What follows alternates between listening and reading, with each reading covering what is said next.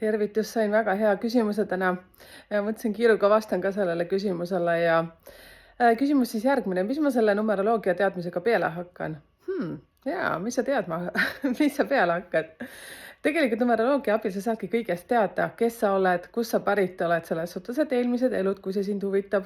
Ja kusjuures, kui sa ei usu eelmistesse eludesse, siis ei ole üldse vaja numeroloogiat võtta, sellepärast et sealt tuleb nagu väga karm tõde välja.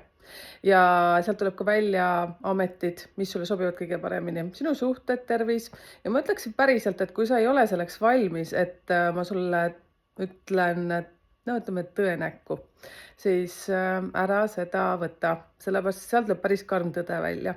Tulevad välja ka need karma ülesanded, mille pärast sa üldse siin maapalli peal oled ja mida sa siis ema ja isa karmadest enda õlgadel oled võtnud. Vot takk, selline värk, enne nädalavahetus selline uudis. Ja muidugi, kui sa arvad, et sa tahad endast teada kõike, siis kirjuta mulle nubritekeel@gmail.com, aitan sind hea meelega. Aga see on päris valus tõde, mis sealt välja tuleb. Tšau, tšau!